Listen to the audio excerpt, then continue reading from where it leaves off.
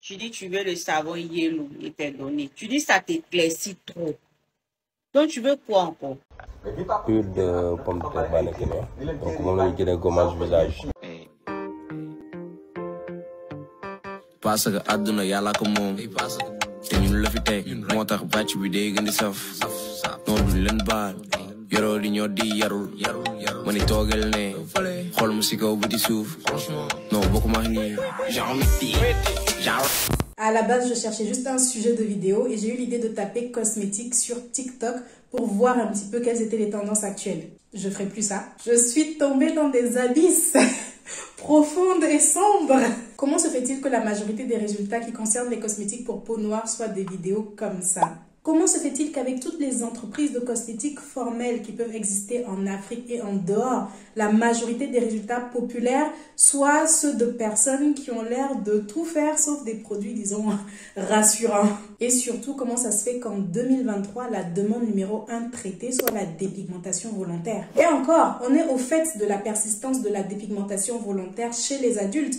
Mais ce que j'ai découvert en faisant mes recherches, c'est que ce phénomène va encore plus loin puisqu'il touche également les enfants. Vous avez vu le TikTok de cette influenceuse ivoirienne qui faisait la promotion de produits blanchissants qu'elle-même appliquait sur son bébé? Non mais là vraiment on s'en sort plus. TV5 Monde avait diffusé un documentaire dans lequel il menait une enquête qui révélait que certaines femmes même prenaient des produits pendant la grossesse dans l'espoir que leur bébé naîtrait le teint clair. On sait que certains de ces produits sont injectables, donc là ça dépasse même la sphère de la cosmétique et c'est encore plus dangereux. Je pense que j'ai pas besoin d'expliquer pourquoi, mais au cas où les risques, ça va être une intoxication tout simplement du bébé ou alors des complications rénales ou neurologiques entre autres. Mais selon un sociologue, le fait de mettre des produits éclaircissants sur ses enfants lorsqu'on est soi-même adepte de ce genre de pratique serait dû au fait que ces femmes en question ne voudraient pas qu'il y ait un déphasage entre leur teint et celui de leur bébé. Dites-moi en commentaire si ça vous intéresse qu'on fasse un dossier sur la dépigmentation sur les enfants parce que j'ai vu que ça impliquait pas mal de notions réglementaires et ça peut être instructif d'en discuter. Mais le but de cette vidéo en soi n'est pas de revenir sur les dangers de la dépigmentation volontaire parce que je pense que le sujet a été discuté et rediscuté sur quelles sont les conséquences de ce genre de pratique et de la plupart des produits qui sont utilisés. Infection de la peau, acné, diabète, hypertension pour ne citer que ça. Oui, il y a des produits unificateurs de teint, illuminateurs, anti-taches qui sont non dangereux et autorisés même par la réglementation européenne, mais il ne s'agit pas de dépigmentation dans le sens où leur action est autre déjà, mais surtout elle est raisonnablement limitée. Et le but de cette vidéo n'est même pas de venir dire oh là là la dépigmentation c'est mal, arrêtez tout de suite, même si en vrai oui il faudrait songer à arrêter. Mais vous savez quoi? Aussi fou que cela puisse paraître, je pense sincèrement que je comprends la frustration. Si vous avez vécu en Afrique, vous savez pertinemment qu'on n'a pas été éduqué à apprécier la beauté du teint noir. Moi, j'ai suivi mon cursus scolaire dans une école où on faisait des élections de Miss chaque année. Chaque section des 6e à la 3e, je crois, avait sa propre Miss. Et la représentante, la beauté suprême même de l'école, était choisie parmi les filles qui étaient en section lycée. Et ce concours était juste désolant. Parce que dans la majorité des cas, celle qui gagnait, c'était celle qui avait la peau claire. Au bout d'un moment, il n'y avait même plus de suspense. Je me rappelle que ça a été à un point tel qu'on a commencé à aller se plaindre en catimini auprès des professeurs qui étaient aussi membres du jury en mode, voilà, c'est un peu abusé, non, vous trouvez pas? Aujourd'hui, j'espère que ça a bien changé, mais à l'époque, je peux vous dire, moi aussi, j'avais envie d'avoir le teint clair. Le même problème du manque d'appréciation des caractéristiques africaines se retrouve dans le domaine du capillaire, où pendant longtemps, et même un petit peu aujourd'hui d'ailleurs, la seule représentation, la représentation de base de ce qu'on peut qualifier de beaux cheveux étaient les cheveux frisés.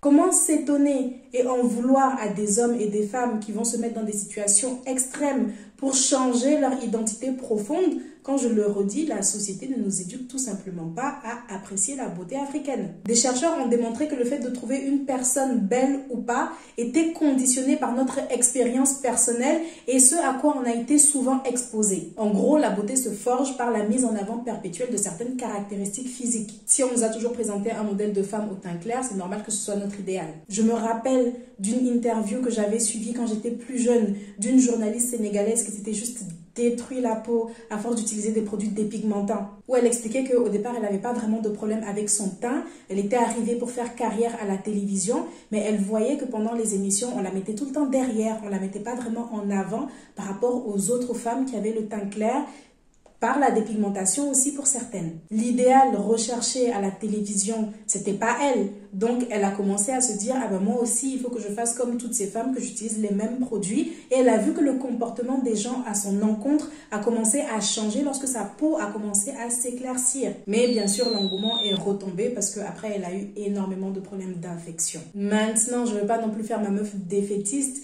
Aujourd'hui, dans les médias, dans les séries africaines, on peut constater que le teint noir foncé est de plus en plus mis en avant. Les mentalités changent, mais j'avoue qu'elles changent moins vite que ce que je m'imaginais avant d'aller sur TikTok. Mais voilà, c'est pour toutes les raisons citées ci-dessus que je pense personnellement que le discours du « acceptez-vous, vous êtes belle telle que vous êtes », etc.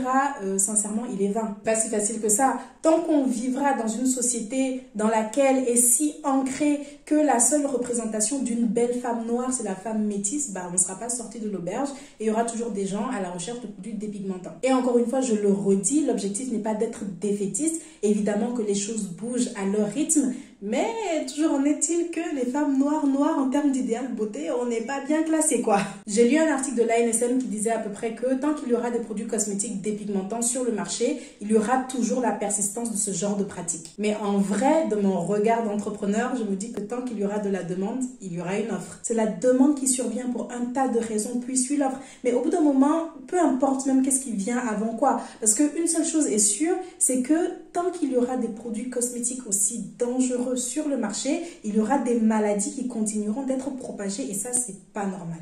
Le problème, c'est que les réseaux sociaux, c'est ouvert à tous. C'est ce qui fait la beauté des réseaux sociaux, mais c'est aussi ce qui fait leur caractère dangereux. Parce que tout le monde peut se lever un matin, faire son cosmétologue et vendre un peu tout. Donc le but de cette vidéo, c'est plus d'alerter sur ce manque d'encadrement et de sensibiliser sur les dangers qu'il y a à aller acheter aveuglément un produit que vous allez trouver sur les réseaux sociaux en faisant confiance au créateur juste parce que son TikTok est viral. Parce qu'il y a aussi ce problème qui est que certains acheteurs ont conscience des dangers que représente l'utilisation des produits éclaircissants, mais pour une raison ou une autre veulent toujours se dépigmenter la peau. Donc il y a une émergence de produits éclaircissants soi-disant propres, soi-disant naturels. Donc d'un côté, vous avez des acheteurs qui ont cette volonté d'éviter des ingrédients ultra nocifs, controversés, vous savez l'hydroquinone et consorts, mais ils ne savent pas que d'un autre côté, il y a des vendeurs qui bien souvent leur retirent le droit de faire un choix d'achat en conformité avec leurs valeurs. Tout simplement parce que